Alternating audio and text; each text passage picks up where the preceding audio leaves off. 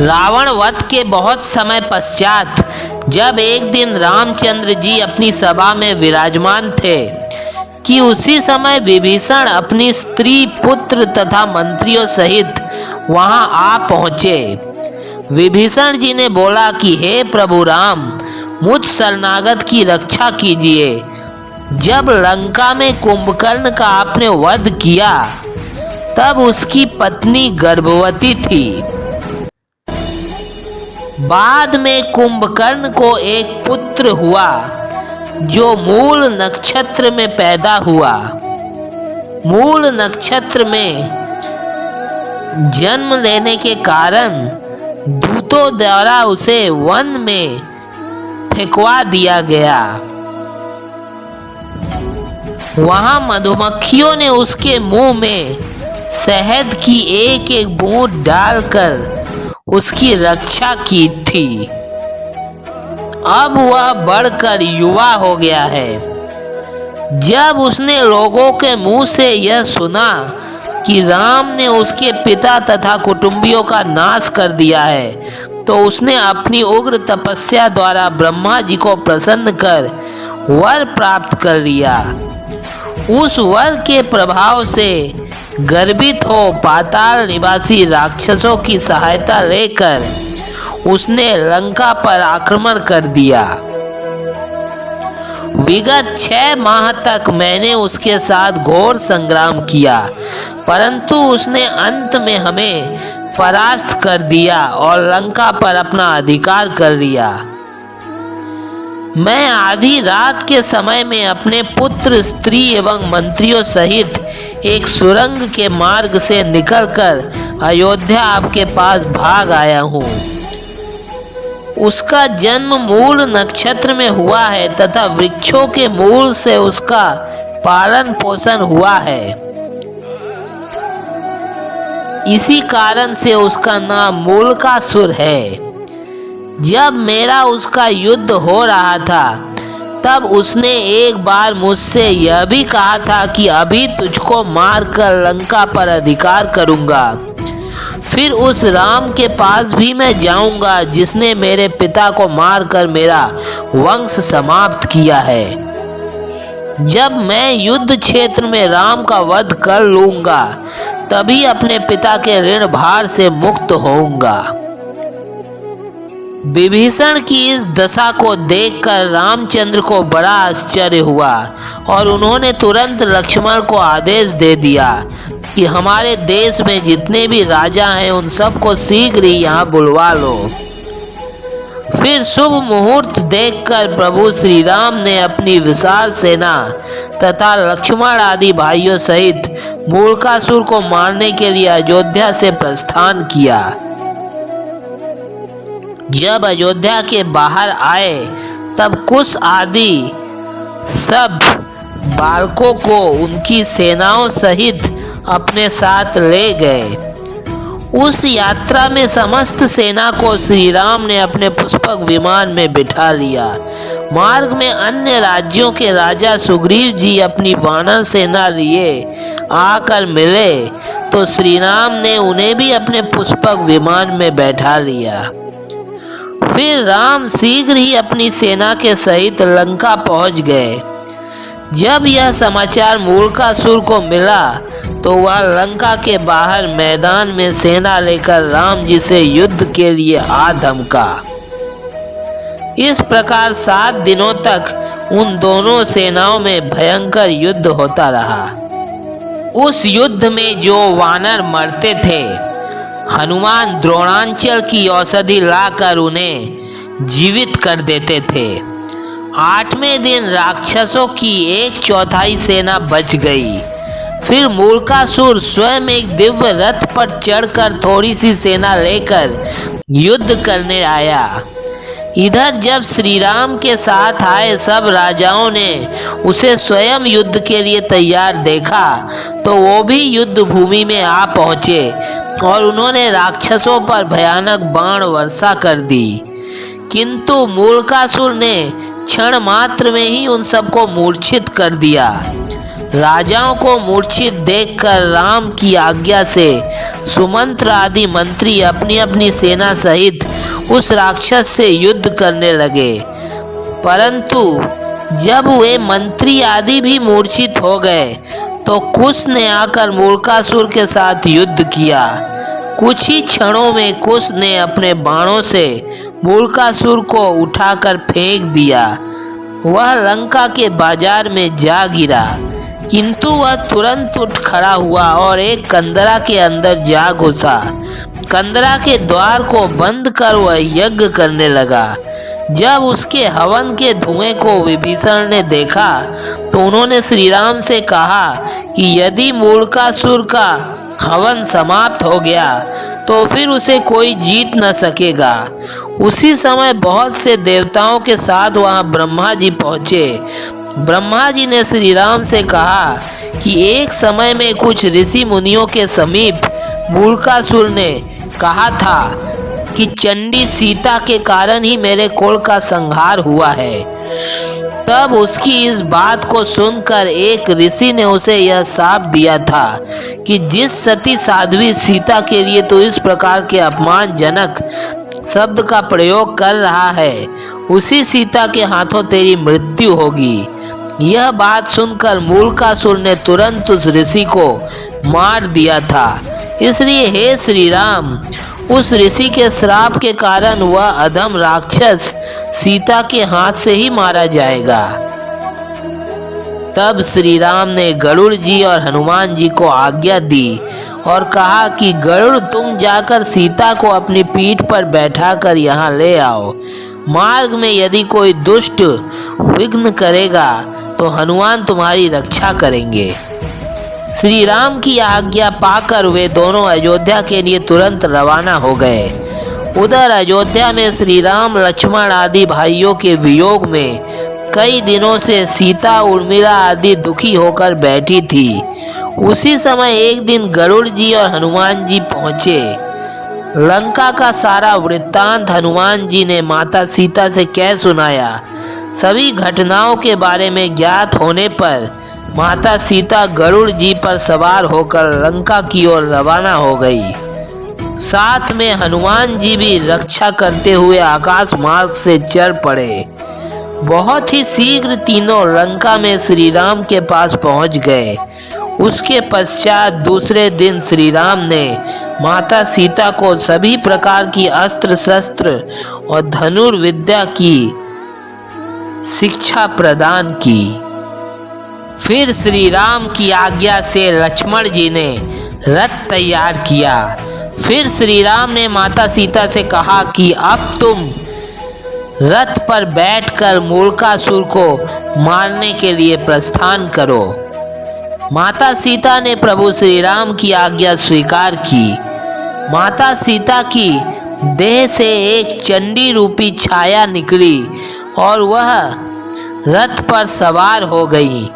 उसी समय राम प्रेरित वानरों ने लंका पर आक्रमण कर दिया। उस कंदरा पर उन्होंने मूर्खासुर के हवन करने में विघ्न उपस्थित कर दिया तथा इसका समाचार भी रामचंद्र के पास पहुंचा दिया। मूर्खासुर भी कुपित होकर अपने रथ पर जा बैठा और संग्राम करने चला। सीता भी अपने सैनिकों और लक्ष्मण आदि को साथ लिए संग्राम भूमि को चल पड़ी।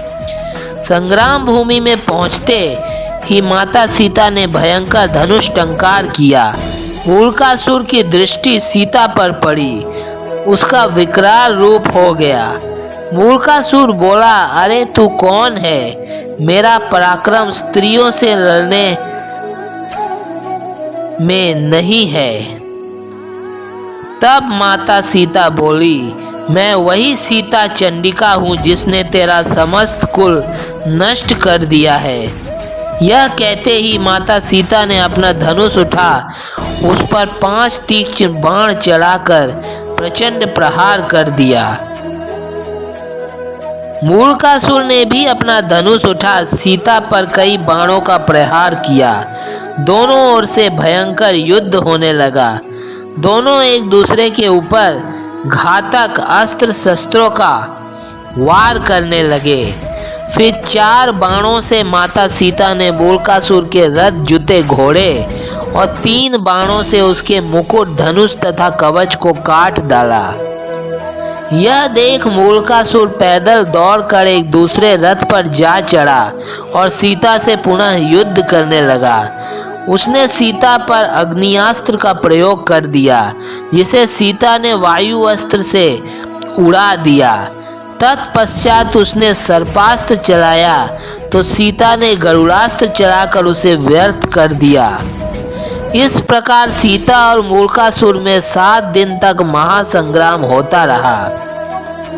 इसके पश्चात सीता ने कुपित होकर मूलकासुर के नाशार्थ अपने एक महान अस्त्र का प्रयोग किया, जिससे पृथ्वी कांपने लगी और समुद्र में ऊंची ऊंची लहरें उठने लगी। दिशाएं धुएं से घिर गई।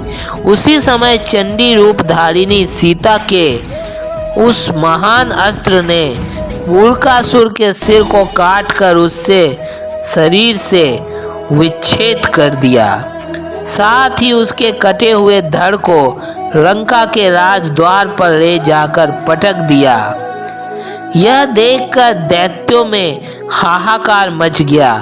देवतागण प्रसन्न हो आकाश में दुमदुमी बजाने लगे। वे अपने विमानों में बैठे हुए आकाश में आ गए और रामचंद्र तथा सीता पर सुंदर पुष्प बरसाने लगे। सीता की चंडी रूपी छाया पुनः माता सीता के स्वरूप में विलीन हो गई। तो यह तो थी पहली कथा, जिसमें माता सीता ने चंडी का रूप धारण करके एक असुर का वध किया। इसी तरीके की एक और कहानी भी है, जिसमें माता सीता ने चंडी रूप धारण करके एक दूसरे राक्षस का भी वध किया था। और ये राक्षस कोई और नहीं, रावण का भाई सहस्त्र रावण था। ऐसी कथा आती है कि जब वनवास की अवधि पूर्ण करके एवं रावण का वध करके प्रभु श्री राम अयोध्या लौटे तो प्रभु श्री राम का भव्य स्वागत किया गया। तत्पश्चात एक शुभ घड़ी में प्रभु श्री राम का अयोध्या के राज्य सिंहासन में राज्याभिषेक हुआ, जिसे गुरु वशिष्ठ ने संपन्न किया। दरबार में अनेक ऋषि मुनि, देवता और माता सीता, भ्राता लक्ष्मण, भरत, शत्रुघ्न, हनुमान, सुग्रीव तथा विभीषण आदि सब उपस्थित थे।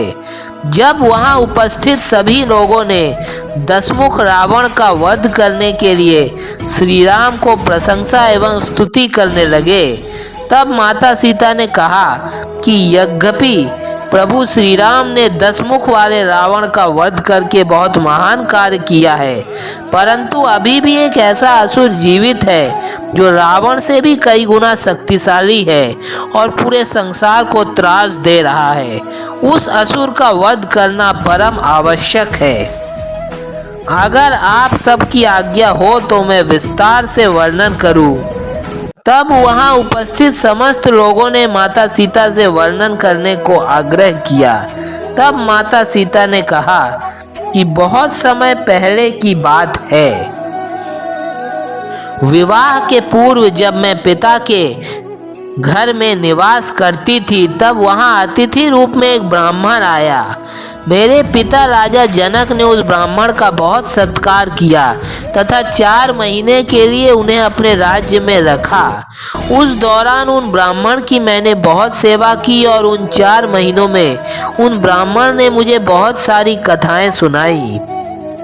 तब कथाएं सुनाते हुए एक बार उस ब्राह्मण ने कहा कि सुमाली नामक राक्षस श्रेष्ठ की कन्या केकसी ने 2 रावणों को जन्म दिया था।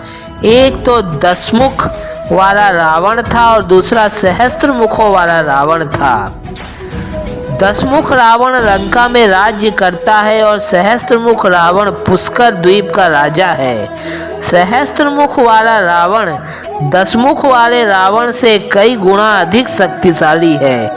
वह सहस्त्रमुखी रावण एक मदांध राक्षस है जो सभी सज्जन पुरुषों को पीड़ित करता है और उन सब पर भयंकर अत्याचार करता है। इस प्रकार से और भी विभिन्न कथाएं कहकर 4 महीने तक निवास करके पिताजी को एवं मुझे आशीर्वाद दे के वे ब्राह्मण तीर्थ यात्रा को चले गए। फिर माता सीता ने कहा कि मेरे विचार से मेरे प्रभु श्री राम को उस सहस्त्रमुख वाले रावण का भी वध करके इस ब्रह्मांड को उसके अत्याचार से मुक्त कराना चाहिए। यह बात सुनते ही प्रभु श्री राम, माता सीता, अपने तीनों भाइयों लक्ष्मण, भरत, शत्रुघ्न, हनुमान जी, सुग्रीव जी आदि सभी वानर सेना, विभीषण जी, सुमंत जी सहित अपने सेनाओं के साथ पुष्पक विमान में बैठकर पुष्कर द्वीप के लिए तुरंत रवाना हो गए। फिर पुष्कर द्वीप पहुंचकर प्रभु श्री राम ने अपने विशाल सेना सहित उस सहस्त्रमुख रावण के साथ भयंकर युद्ध किया। उस समय माता सीता अपने शिविर में थी। उस युद्ध में सहस्त्रमुख रावण के बहुत सारे पुत्रों ने भी अपने असंख्य राक्षस सैनिकों के साथ युद्ध किया। युद्ध में अनेक वानर सैनिक एवं राक्षस मारे गए।